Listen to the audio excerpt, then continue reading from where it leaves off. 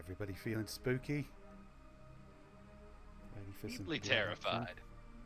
For the most terrifying game of the mid-90s? Yeah, the most electrifying, scarifying, terrifying. Uh, this is a classic we're visiting today, Drew. But I don't know. Do you want to perhaps sing a song before we begin? Get the joy out of your heart. Oh, yeah. I mean, with this inspiration, how can I not? It's a spooky Brodeo. Into the crypts and shadows we go. Will there be demons and ghouls or chainsaw guns? Probably at least the one. All right, there That you was go. excellent. It was nearly right. It is not I a mean, chainsaw gun in this, but there are some other attractive options that we will get into.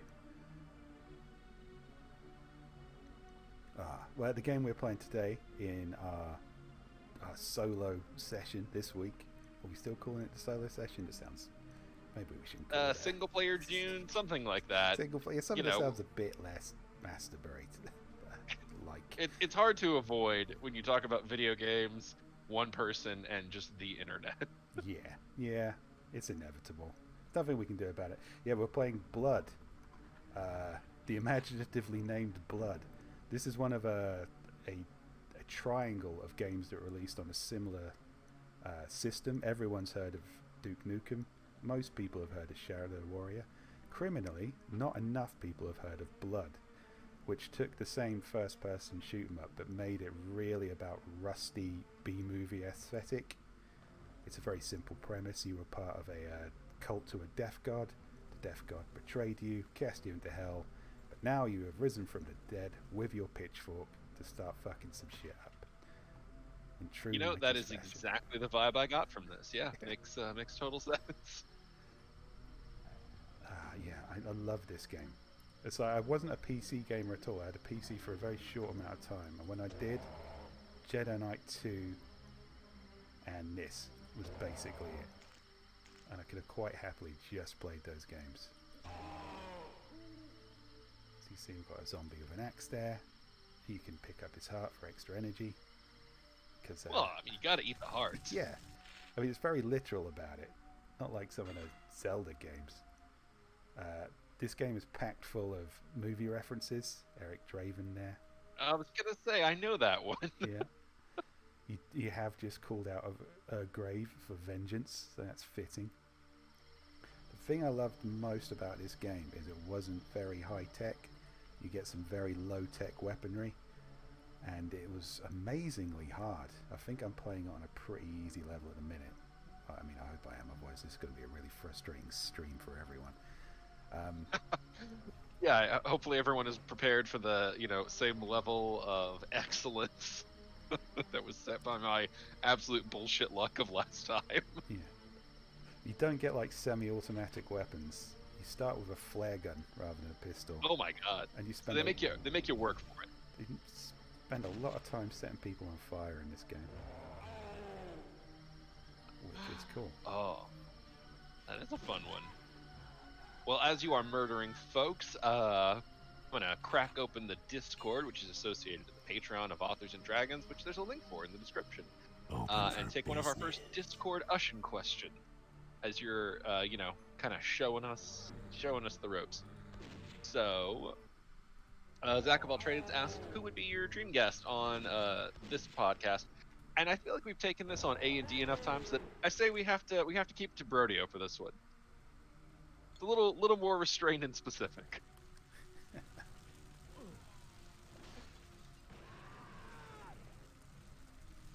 I mean, although I bet I know your answer, and it's thematically appropriate. You're gonna have to repeat the question, Drew. I was blowing someone up. Okay, I'm gonna repeat the question, but I want a chance to see if I can guess your answer. Okay. All right. So Zach of All Trades asked, what would be your dream guest on this podcast? And his was either Brodeo, Main, A&D. But I say we got to stick to Brodeo for this one, just to keep it simple. Yeah. And because we've fielded that on regular A&D. And I feel like, just as I'm watching this game, it feels ever so apparent that the answer for you would probably be Bruce Campbell. Yes. Yes, Drew, that is entirely 100% correct. In fact, I think I got into this game not long after I got into Evil Dead. I think I was about 15, 14, 15, just really getting into horror movies. Uh, Evil Dead 2 was kind of the big inspiration for that. I wanted to make films. I got really into kind of low budget horror movies in particular. So not only was this game a cool first person shooter, it's absolutely jam packed with everything I love about a certain era of horror filmmaking. And yeah, I always thought that should they ever do a blood movie, which they probably won't now, it's been a while, Bruce Campbell would have made an addition to the cast, a fine addition. In fact, there's even a monster in this game which is a disembodied hand which comes up and strangles you, just like in Evil Dead 2. That is outstanding. Oh man. So I think for mine, it's a little bit influenced by the tone of the game we're playing right now, but I also have a bit of thought to it. I'm going to say for Brodeo specifically, Stephen King. And my reasoning for that is that part of the appeal of Brodeo is that we are not good at the games we're playing. And with all due respect to the man, just based on this generation and where video games arrived in his life, I can't imagine he's like super, super experienced. So I feel like that would give us both an author and an authentic Brodeo guest that's true to form. Yeah, just get Stephen King on, kick his ass in Mario Kart or I whatever. need a key. I mean, we'd probably all get our fucking teeth kicked in by Toad. That's true. Wow. I love these cultists. Who threw a blue shell? Why does it matter? None of us are in first. Is a principle. Well, Steve, while you're doing some murdering, you want to tell folks about any, perhaps, games or... No, wait, writing. We're doing writing next. We're writers Yes. full time. That's what We are authors. I sometimes forget that. I'm sitting here stabbing rabid rats to death with a pitchfork. It's easy to forget who you are. Take that, dead body. Oh, you got a doctor's bag. I'm sure there's lots of medical equipment in that. Yeah, when somebody sets you on fire, I'm going to go into this furnace here because there's a bonus in it. And also he gets on fire. Steve's got them insider strats. I spent a lot of time on this game. I'm not sure I can remember it all the way through, but I do remember certain parts of it. Yeah, projects at the moment. There is a mystery project. Oh, I'm going to tell you about this mystery project one day, listeners. It's going to blow your mind. Or maybe it won't. Maybe I'm just making it up to kill time. But in the meantime, if you haven't bought The Endless Adventures of Hand and Strike, the latest installment in the Doomsday Journeys, you should go do that. Leave me a nice review. I will appreciate it. You'll make my day. I actually read The Adventures of Hand and Strike last week and enjoyed it immensely. Very, very fun book. My only gripe with you is that absolutely could have been just a much, much longer book. And I would have enjoyed reading it all, you son of a bitch. I did think that. I thought, because there's a conceit at the heart of the book, which is kind of visiting a lot of familiar veins of fiction. And I thought I could just do that all day. Honestly, Steve, like, I read that and I was like, I would have taken this and spun it out into like a 10-book series. Just because I wouldn't have been able to help myself. You set up such a fun, open-ended premise that, like, yeah, I definitely get that. Yeah, I feel I should... Somebody's already pointed this out to me. I called it The Endless Adventures of Hand and Strike. It does have a beginning and an end. So don't try and get clever with me. Don't get the lawyers involved.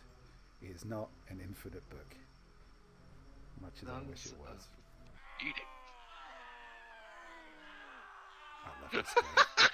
God, those noises. Okay, I see why it was important we had sound on for. Yes. So, before we go to my speaking about books, and I do have a fun little one. Leslie Mann in chat has said something that I feel has to be addressed, but I have not yet had a moment to Google it and check the veracity. But Apparently, there is a fourth Evil Dead movie in the works. Evil Dead Rise, apparently. Okay, I don't think that it's. is. I don't think it's going to be a Bruce Campbell Evil Dead movie. But I do. I'm not sure if that's entirely a kicker for me, and I realise that's probably a shocking statement coming from me. I do love Bruce Campbell, and there are other things where they just put his character, Ash from Army of Darkness, in other situations, and he just fresh works. victims for the They put ever-growing him army in of the Marvel undead. Zombies and gave him his own little side story there, and you know, the guy with a chainsaw in his arm and a shotgun and the terrible attitude just works wherever you put him. He's great. You can put him in Pride and Prejudice and it'd be a much better experience for everyone. But I do actually like the whole Necronomicon Deadites vibe.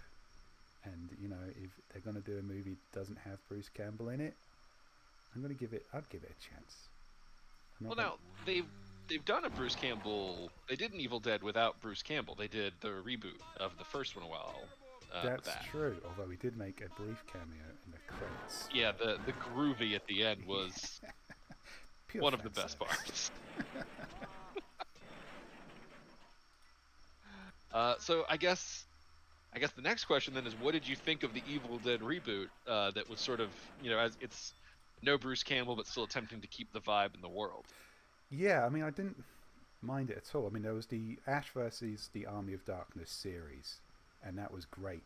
It was a really that was awesome. Goofy The Stars addition. one? Yeah, it was just it Yeah, had that so kicked much ass. fun. Everyone was having so much fun there, and they were completely true to the vibe.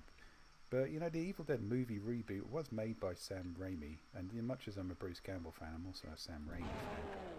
Sure. You know, they did a nice little grungy, goofy horror that didn't have the staying power of any of the originals. Didn't quite replicate the charm, but the spirit was there. I honestly have tried to remember the Evil Dead reboot, and when I think about it, I invariably just end up thinking of scenes from the Leprechaun reboot, which is not meant to be like a testament for the goodness of the Leprechaun reboot. No. That's the staying power of the new Evil Dead. Yeah, it doesn't have any staying power. But there's a cool new Evil Dead game coming out as well. Well, I say it's cool. I don't know if it is going to be cool. But it's kind Hopefully of cool. It looks like You're some rooting kind for of survival horror game where you can be sort of all the side characters from Evil Dead, as well as Bruce Campbell. So There we go. I was like, yeah, that's the gaming power fantasy in a nutshell.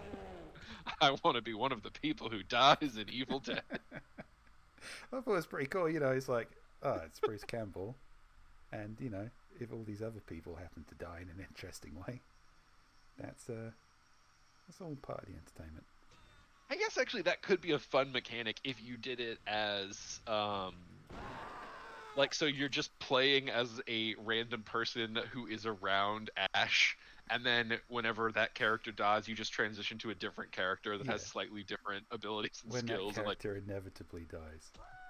Yeah, so you're always kind of following Ash around, but what you can do and everything shifts a little bit. As a horror anti-hero, it's like he's very good at what he does, not very good at keeping his friends alive. No. So on the writing front, I should probably announce that I have some news to share regarding Fred number 7, Out of House and Home, the ebook and print of which will still be available on June 23rd, no change there. But the audiobook has a date already. Tantor was kind enough to reach out to me and let me know that August 31st, 2021, Fred number 7 available on audio.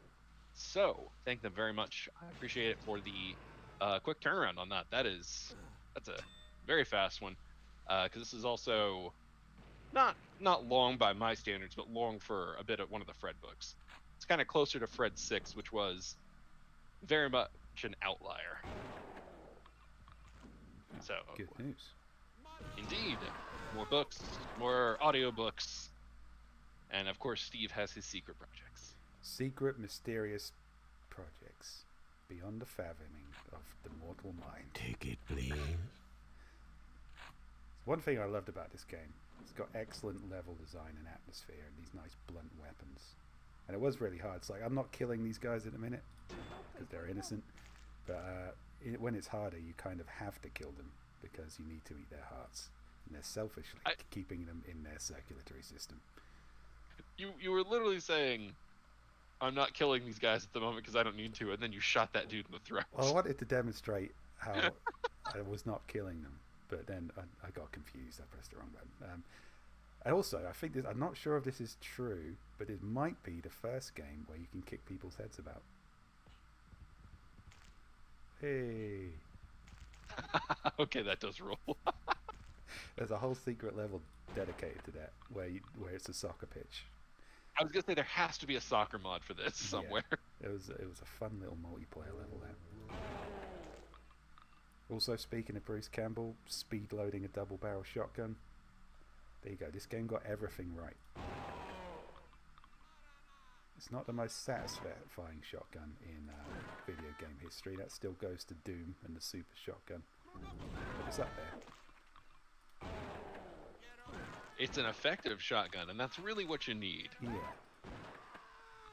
All the weapons have alt triggers as well. Like you can fire this a barrel at a time, or both barrels. And it is next to useless if the enemy is like 5 feet away from you. This game really forces you to kind of get up front and get your hands dirty. Famously known that, yeah, that shotgun did nothing. Yeah. Wow, you went right from shotgun to sticks of dynamite. That is not a lot of chill, man. This game is not about chill at all. All right, well, another Discord ushing question we have is from Sharina, who asks, what's the best way to noise cancel your brain? You know, shut up all the chatter and whatnot. I find that alcohol helps. Yeah, I was going to say, THC, pretty effective. I would say I've got tinnitus as well, which I think might be hereditary or might have something to do with me spending a lot of time in heavy metal bands and being a machinist. There it is. So I get. I also just realized we say tinnitus very differently. I don't know. I'm probably saying that incorrectly. I think honestly it might be coloring galore. It might just be a regional difference. Whoa, that dude is stuck in the going kitchen. for it. You can almost argue that one was a mercy killing. Yeah, he was stuck in it. Oh, I suppose I could have just helped him out. I don't know. Well, from a non-chemical standpoint, Zach of all trades kind of had a follow-up question. What is your Zen state? What environment and activities do you find best for emptying your mind? So, you were looking taking at chemicals out of the equation. I can really get into this game. Leftovers. Yeah, honestly, gaming can be one for me if it's a really good game that I kind of lose myself in, like Rogue Legacy that we did last week. That's one where I can burn an hour and just lose it completely because it's constantly observation, movement, etc. It's really fun. I don't necessarily want to do that for hours and hours on end, but it's very enjoyable. Reading is a big help. Yeah. I do not make enough time to just sit and do nothing but read. Sorry, mate, I need your heart. You too, buddy. Give me your heart. Give me your heart. Oh, man. Environment. Oh, the beach. I love the beach. That is one of my most soothing, relaxing places if I can get to one. Are these guys not having hearts? Or are you just eating them so fast we're not seeing it? Apparently some of the hearts just aren't suitable for eating. I'm not sure what the criteria is, but they don't all leave them. Hang on, there's one. They don't give you much either. This game just is really like pro-murder. I mean, it's the old school game, methodology where it was still sort of evolving from the quarter system of kill 'em, kill 'em, kill 'em, kill 'em. These damn players trying to keep their money. The hit scans on these people are fucking incredible. As soon as they see you, it's instant shot, no miss. You come up a couple of them with Tommy guns on the harder levels, it will just fuck you up. This game could be very brutal. I think I've got quite a low setting. Holy crap, that wall fell away. it was the classic. Before enemies had AI, you just needed very unfair traps. It's the only way to keep things interesting. Talking about Zen. And too much power. Too much power. Talking about Zen environments, I really love the valleys where I grew up, especially in the summer. I bang on about how much I love summer all the time, but when it's nice and bright, I don't need my glasses to kind of see as well. And it's wide open space with a bit of a breeze, so my tinnitus is kind of cancelled out. So just in a very sunny day in the English valleys, it's very zen for me. I can watch a hawk fight a crow. So there's some bird violence happening. I love you're just describing this very lovely, tranquil, peaceful scene. It's like where I can see a hawk brutally kill a bird. I'm dead. Oh god. Oh no. The different angle enemies. Not okay. No. This is some odd job trickery. If in doubt, flush him out. It's like fishing.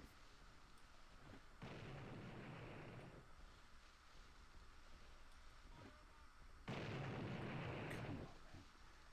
The explosions on this, not incredibly reliable. Yeah, it feels like a bundle full of TNT might be more problematic to get away from than... That was a direct hit. The only way to kill someone with dynamite. Ah, that was satisfying. It's nice when you just land some dynamite on someone. God damn. Looks like my train's come in. The guy who did the voice acting for this was cool as well. Yeah, he's got a good voice for it. Yeah. Now, the first time I played this game, I thought, no one ever goes straight to the end. You explore the dark tunnel for the secret. You know what happens if you explore this dark tunnel? You get hit. Die? You get hit by a fucking train.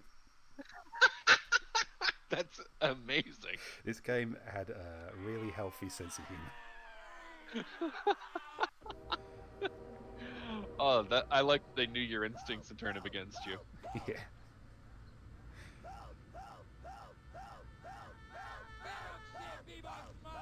Let's see. So, going back to our Discord, Slog asks, what's the most impractical dice you own? I own Bevan's specialist dice, his pimp dice. But he gave them to me as a gift, so they're not impractical at all.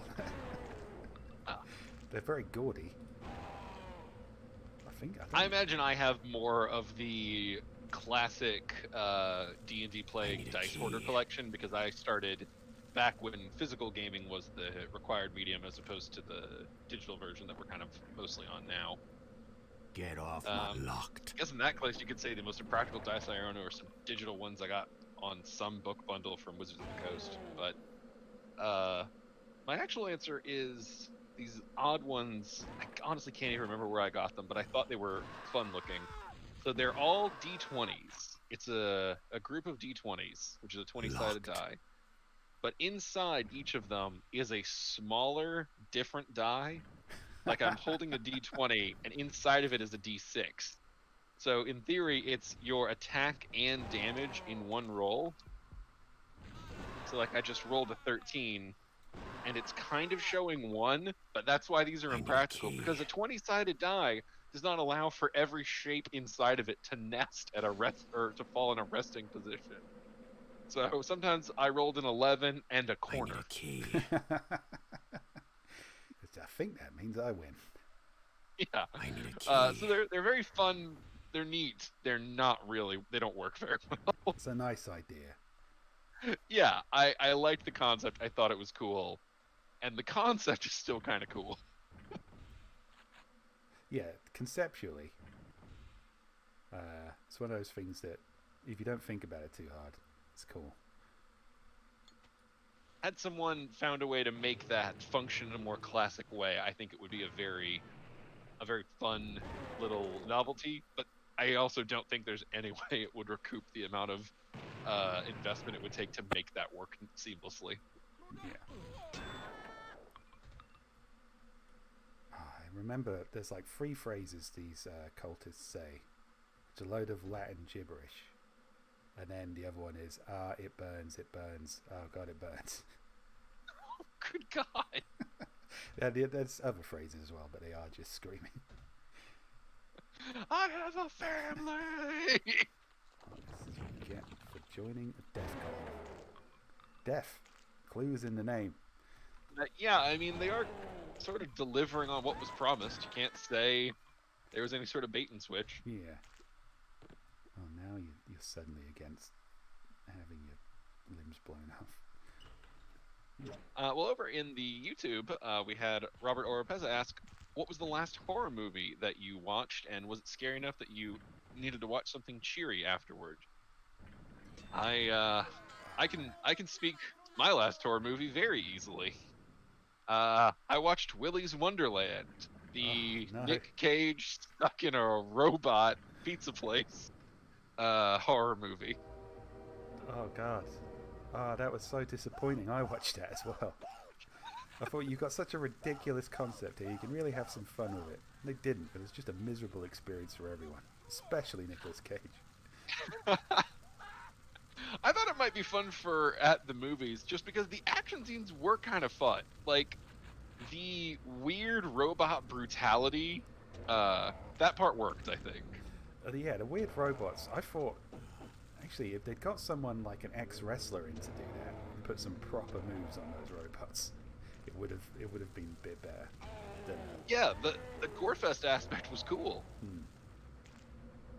Yeah, I feel you on that. I think another actor might have been better suited for that role. Part of the fun of that movie, what was to be found, Get off was my train. the just bizarreness of watching Nicolas Cage take this job. Yeah, I mean, that was it. It's like if he could just, it's like you've made an odd choice here, Nicolas Cage. It's probably a tax-related choice. Let's be reasonable, but give yourself to the role. I mean, can we talk about the weird choice? Is it a spoiler to talk about his weird choice? Or I don't know if it was his choice in the script. Or he has Locked. no lines. No lines in the movie. I love that. It's like he went, wouldn't it be cool if the guy had no lines? And the script writers went, well, actually, Nicolas Cage, we wrote this script. He went, no lines. In my head, I was like, okay, so clearly he's gonna speak one time, and it's gonna be something either very cheesy or very cool. When you set up a deeply silent character in an action movie, that's just kind of the expectation. Because otherwise, it's weird. It turns out without that payoff, it's just a strange, quiet person. It's just kind of rude, really. Yeah, it's like oh, they speak when there's something worth saying. Nope. Just is it a physical thing? No. He can talk. Chooses not to. I will speak when the paycheck clears. Yeah. I feel like that would be a fun one to ATM. I would not recommend anyone watch it on their own. It does not carry itself. You definitely want some friends to laugh with. Yeah. Let's see. Steve Latta asks, have either of us seen the Banana Splits horror movie? No. And I have. Oh, God. Actually, I have. Well, I thought about watching it after being. The trailer looks creepy. Yeah, the trailer does look creepy. And yeah. It's an unusual. I remember watching the Banana Splits show. Not one point did I think, you know what? This would be much better if they were murdering everyone. So I did not watch the Banana Split show. So for me, just kind of seeing it from the outside, it did seem creepy as hell. Well, you only have the context now. I get the impulse for that. It was not a fun movie. I will say this: I would rewatch Willy's Wonderland twice before I rewatch the Banana Splits movie. Oh, that is not a strong indictment for that movie. Endorsement, Yeah. sorry. That's about where I fell on that one. I went in wanting to like it. I always go into bad horror movies with high hopes Oh, because yeah. you know anyone who's heard me talk at length about Miami Connection knows that I will fall in love with some weird shit.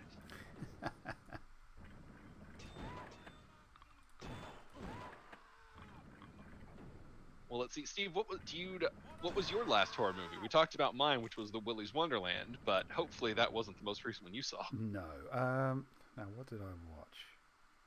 I recently watched the ABCs of Death on Shudder. Oh, that's a classic. Yeah, it's got some hits and some misses. And Oh some yeah, really I mean weird classic in ones. like the old sense, not in the. Yeah. Yeah, I mean it's I enjoyed it. I enjoyed most of it. An interesting I love premise. a good anthology. Yeah. And that was kind of like, okay, we're going to take 24 directors, 24 short films based around a letter in the alphabet, and you kind of you have to guess kind of what the word is going to be as it's going on, and then it says it. It's like, oh, this was for defenestration, and yeah, it was. I'd say more of them were good than not good. There were only a few clunkers, and they didn't have a lot of time to tell their stories either. So I appreciated it from an artistic sense. It was well done. It was fun. Just a lot of fun little shorts. I kind of think that, obviously there are some exceptions, but I think shorts are the better version for most horror stories because horror is inherently a dance of trying to scare without showing too much. Because, I think we've talked about this before. You shoot monster movies in the dark because you don't want to see the wires. Yeah. And like the more you see, the less scary it gets. It's the classic problem of once you've seen the monster, it's not as scary and so forth. So I tend to think that a short will often do better jobs just overall because they are constrained in a way that helps them. Like they have to keep it quick, they can't show too much, and there's not as much opportunity for the monster or the threat to get overexposed. Yeah. And it's not just a case of length either, it's a case of scale, I find. I think you can have kind of epic horror movies. I was watching a Red Letter Media retrospective on 1992 Dracula movie, Francis Ford Coppola, which we watched it, and it's got its flaws, but it is epic, and it is like sumptuously shot, and all the effects are great. But it wasn't scary at all. It didn't really function as a horror. It was more like just a very long adventure / love story. Very gothic, but not very scary. And I think that's got something to do with scale. I think if it had just been about John What's-His-Face trapped in Dracula's castle, you could have done a really good creepy horror movie just about that. But when you're trying to say, Yeah. oh, and then they went to London, and then they were on a ship, and it just kind of, you take the personalization away from it with the scale, and it doesn't work as a scary horror movie anymore. Well, I also think you hit on something big with the scale, and it's that the larger the world, the less scary everything is. Because, think of Alien. People are trapped in that one spaceship. They're confined, and their options are limited. They can't call for help. They can't grab backup, etc. So, like, if they flew to a different space station and suddenly they could interact with all these other people, it would, even if they got back on the ship, it would just make it all feel a little bit sillier. Yeah, like there's a way out. Right. Yeah. Keeping everything tight in a horror movie, it also sort of just adds to that like personal level of like, yeah, there might be all these protections, etc. But if suddenly there's claws coming out of your closet at midnight, that's some you and the devil shit. Like you got to deal with that. Yeah, I agree. Not to say you can't. I don't know. Like I guess I have to think of the Romero zombie movies. They kind of got bigger in consequence of scale, and they included more of what was happening in the world. But they were always, they were trapped in a house, then trapped in a supermarket, then trapped in a military bunker. They never, even though there was a world outside, it never felt like they weren't trapped. I guess you can kind of scale up in that sense. But then Yeah, when they started, getting to Land of the Dead, where the humans have an entire city and they're all quite well defended, and there's planes. It's just not the same. Yeah, that's different, and you can like scale up for sure. I mean, alien invasion movies kind of function off that, but the trick is that if you want it to be set in a world, then the horror needs to be a world level horror. Like an alien invasion is like, okay, shit, there's no one to turn to, we're all in deep trouble. Mm-hmm. So Exactly. you know, the scale makes sense. I'm gonna blow up this train now with my Tommy gun. Do it. Do I have to run away? I think I have to run away. End of Oh the no! line. If you don't run away, do you die? Yeah, this game That's- shows got a healthy sense of humor. I mean, and some realness to it. I think one of my favorite examples of just suddenly scale shifting from a quote-unquote horror movie is when we watched Monster Squad. Oh, yeah. For all the problems that movie has, one of the, I think, funniest and most interesting elements is when the kids involve their parents, and normally in a horror movie, that's when the parents just don't see anything, or they're moved out of the way or something. And in this case, the threat just immediately rises to match this new level as Dracula throws some dynamite into their car. Yeah, it's just like, oh, you told your dad, did it? Well, how about if I just blow your dad up? There you go. Oh, you want to make this an adult problem? Well, here's an adult solution. I'm fucking Dracula. I don't specialize in murdering children. You just happen to be here right now. Wow, this promises to be fun. Oh, let's see. Michaela in the YouTube asks if I have seen Psycho Goreman, and I have, and I loved it. I loved that as well. It was kind of, there were little parts where I thought that could have just landed a little better, but I really appreciated what it was they were doing. It was so much fun. Oh yeah. I always get that with low budget movies. There's always a kind of a balance between, would that have been better if there was an extra zero on the budget, or would it have lost its charm? But, so I don't know. I guess maybe that's just my apprehension. Maybe I'm projecting onto this movie unfairly. Well, I think it's sort of the. I find that I give, I don't know, maybe those a little more slack, because obviously they're working within their constraints, but I also tend to think that they are, I don't know, trying harder feels reductive, but a low budget movie does not have the option of coasting on any effects. So they kind of know up front that they have to be doing good on story and character and everything else to pick up that slack, as opposed to the reverse. Yeah, you're absolutely. Something I love about lower budget movies in general is there's usually kind of more of a sense of personality behind it, and I guess more of a sense of ownership. That this guy just grassed me up for not paying my ticket. I think he did. Mimes. Show him whose train this is. Or Carnival. Carnival train. We blew up the train. Yeah, train's gone now. Let's move on from the train. They obviously want me to kill these mimes. I'm not going to do it. I'm not going to stoop to their level. I hate mimes. You should kill everyone else except the mime. Right. Oh. Okay. Oh man, over on Facebook, Mia Winters comments that she had a friend who had a D100 that looked like a golf ball. I've seen those. Those are crazy. 100-sided die. They do work. They are much more cumbersome than just rolling 2 D10s. But if you want a display piece, they are fun. And sometimes that's what it's about. I've known friends who had like D20s the size of baseballs just because, you know, that's a fun thing to have. It weirds me out when you just easily shoot a Grim Reaper in the chest. Existentially. I don't have any Tommy gun bullets left. Tommy gun's ace. There's a really good weapon balance in this game. There's no just like one go-to great weapon. The Tommy gun's great, but it chews through bullets like a motherfucker, particularly if you use the alt fire on it, which is just spray bullets wildly into the ether and hope for the best. I mean, that is a Tommy gun. Yeah. Oh, absolutely. I mean, every weapon's got a personality, which is the secret of a good FPS, but I just happen to like the personality more in this game.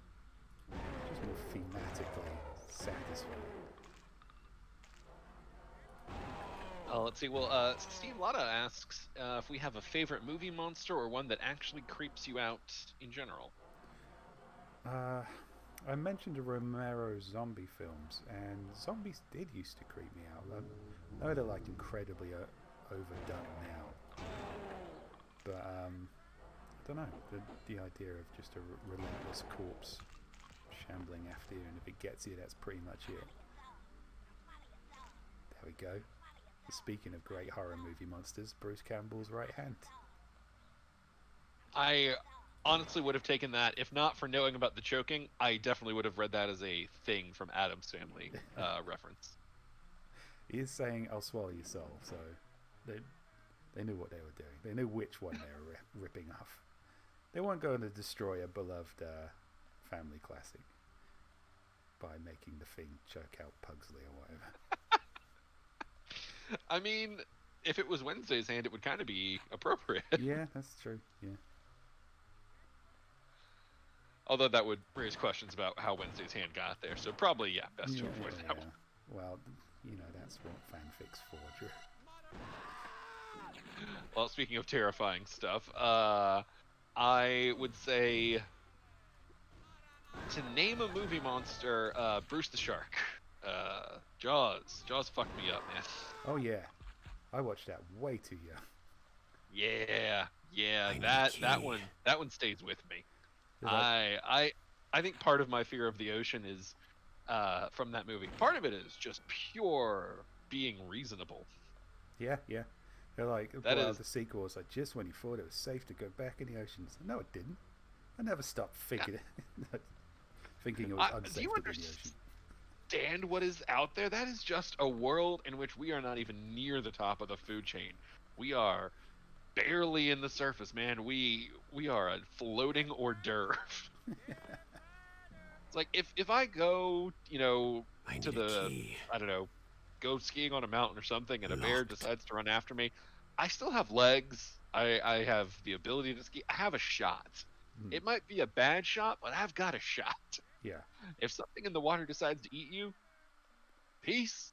Yeah, there's not really a lot you can do about it. I mean, poop yourself to make sure it tastes bad going down? Yeah, well, that's the squid strategy. And again, I can't even do that as effectively as a squid. Yeah, I don't know that I want to put that much faith in my ability to fear dump on command. Yeah. I'm not a competent man, Drew. I'm not even sure if I can shit myself with weaponized efficacy. That would be like the worst way to die and then have to face the pearly gates. Like, so how'd you go? I tried to poop myself out of fear to dissuade a shark, and it didn't work. You're in Valhalla. So, did you go down fighting? Well, sort of. Let me explain. Let me tell you my theory. Crap my pants. Almost.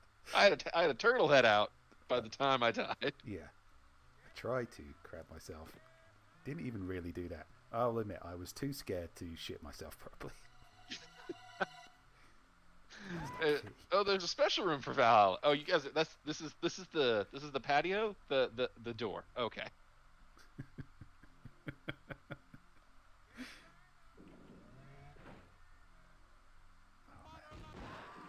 This game. Oh shit. That's a lot of cultists. Every time.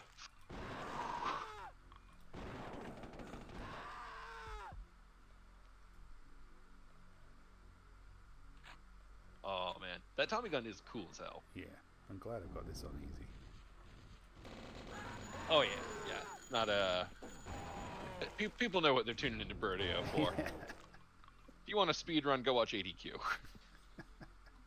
You get slow and careful run. I want Jojo.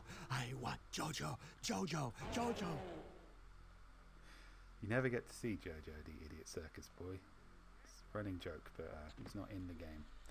I would know because I used to play the level editor for this religiously.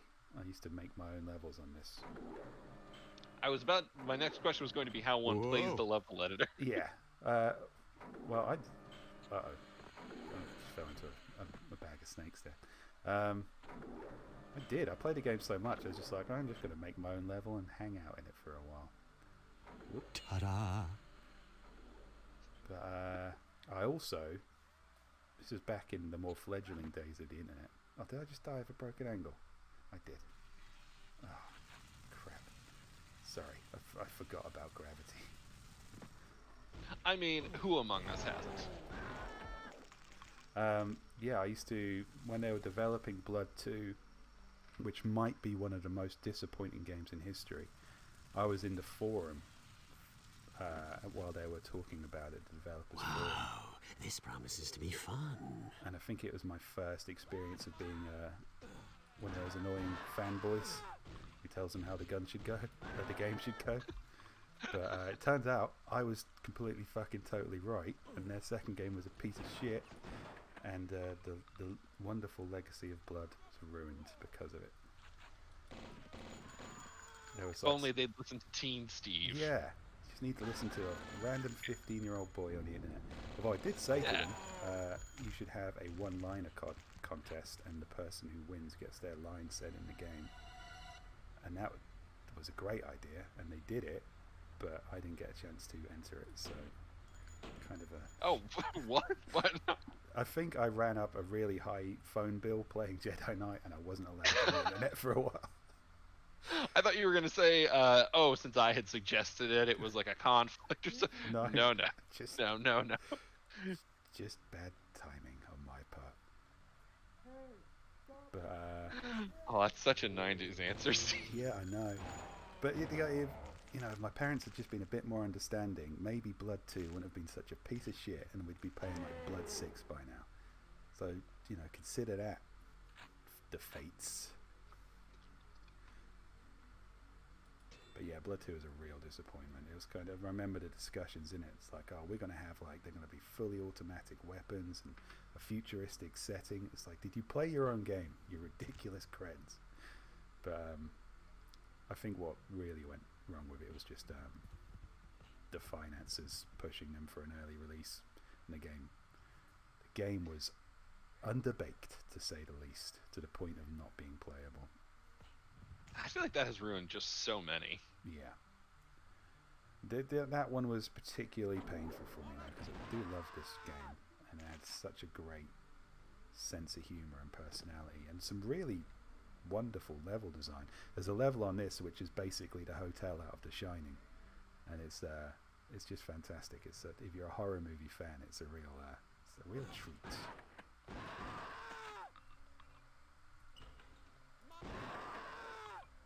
Yeah, monologues and spirits. Let's see, we've had a few folks ask about the At the Movies segment that we do for Authors and Dragons. So, Sargon X asked if there are any horror movies coming up, and then also said we should do some sort of old school blockbuster for the summer. So the problem with big name blockbusters is they just tend to be too polished usually. Yeah, normally quite good. Unless they're just absolute disasters, like we did Street Fighter 2. I mean, speaking of absolute disasters, although I will say this, we had a really good time doing Point Break, and that's not a bad film. It's very kind of its time, but certainly not a bad film. Silly. Same with Demolition Man. Yeah, each silly in their own way, but I don't know, still enjoyable. Yeah, I think it's just all about finding the right balance. Yeah. Because too good and we don't say anything and just watch the movie the whole time. That's true. I'm having that problem with this game as we speak. But yeah, I think normally with horror movies, I think we've ended up saving them for the Tournament of Terror, really. Yeah, that does tend to be, because whenever I have one that pops to mind. I'm like, oh, maybe this will be a Tournament of Terror entry. Yeah, I have loads of horror movies I'd like to do, because there was like, when I say I was getting into horror movie when I was playing this game, what I meant was I had nothing else to do. The internet was very fledgling, and I wasn't allowed to spend a great deal of time on it. Watching. Well, after Jedi Knights, I wonder Yes. why. I'm not saying that they were unreasonable, but they were unreasonable. Take that. Yeah, watch late night movies and the old school horror channel. There were lots of weird things I think have kind of been sidelined and forgotten by the mainstream audiences that I'd like to revisit.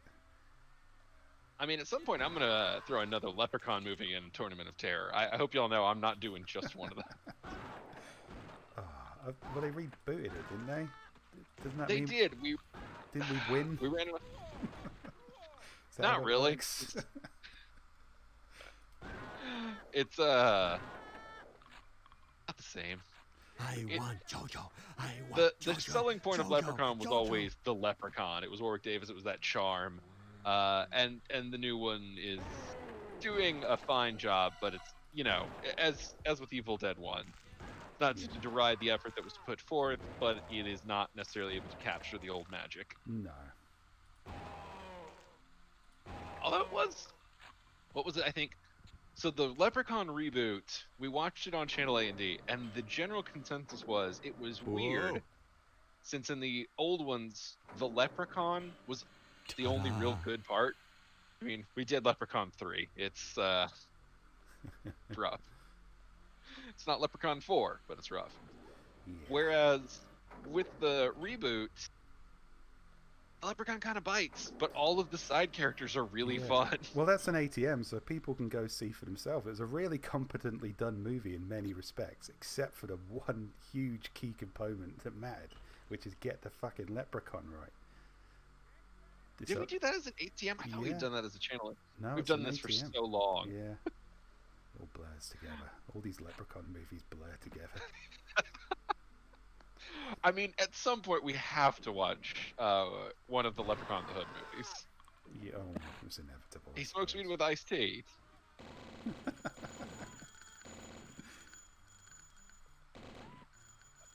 Yeah, I mean, there's one rule. It doesn't matter what horror movie monster it is. It's quite easy to have a fairly iconic horror movie monster. As long as you remember that is what the movie is about. If you ever forget that and you get the monster wrong, it doesn't matter how good the rest of the movie is. You just sort of, I don't know, you've screwed the pooch on that. If you forget the Leprechaun movie is about the fucking Leprechaun, you've made a mistake. Yeah. All right, see, well, we're coming up on 1 o'clock. Locked. Do you have anything else we wanted to plug or mention to folks? Oh, I don't know. I might just carry on playing this game. I fucking love this game. I need a key. Yeah, no, Endless Adventures of Hand and Strike. Go check that out. That's available now. And look forward to my Shingles release next month. Silent but Deadly Hill. Well, speaking of horror. Oh man, yeah. I'll plug A&D Con 2021 in Nashville. If y'all don't know, we're throwing another convention. We did one in Vegas in 2019. 2020 was obviously its own deal, and now we're back. We're heading to Nashville August 6th through 8th, and you can go to authorsanddragons.com for info. Yeah, that's definitely worth plugging. Looking forward to that one. Indeed.